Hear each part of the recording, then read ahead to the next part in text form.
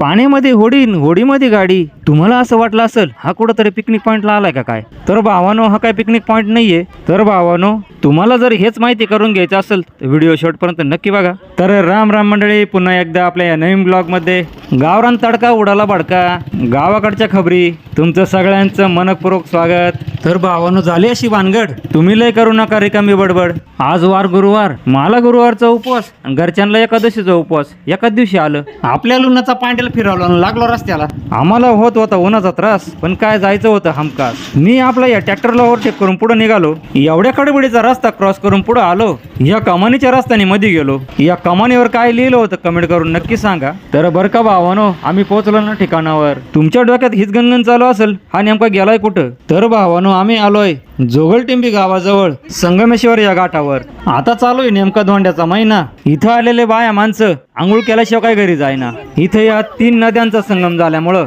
हे स्थान पवित्र मानलं जातं. आमच्या सगळ्या फॅमिलीने मस्तपैकी पाण्यामध्ये डुबक्या मारून आंघोळ बिंगोळ करून घेतल्या. आमच्या घरच्या फॅमिलीला म्हणलो पटापटा आवर आपल्याला मंदिरात जायचंय. तेवढ्यात मला एक होडी नदीच्या कडेला दिसली. ती होडी इकडून त्या बाजूला चालली होती. तिकडे त्या बाजूला दारणा सांगे गाव आहे. जाऊ द्या मरू द्या, आपल्याला काय करायचंय. आता आम्ही चाललो महादेवाच्या दर्शनाला. बरं का भावानो, आम्ही मंदिराच्या पायऱ्या चढून नंदी देवाचं दर्शन घेतलं. आता आपण जाऊ महादेवाचं दर्शन घ्यायला. महादेवाच्या दर्शनाला गर्दी एवढी होती 10 मिनिटं गाभाराच्या बाहेरच उभं राहिलो. ओम नमः शिवाय, हर हर महादेव. आमच्या सगळ्या फॅमिलीनी पान फुलं वाहून पाणी घातलं. दुपारचे 2-2:30 वाजले होते.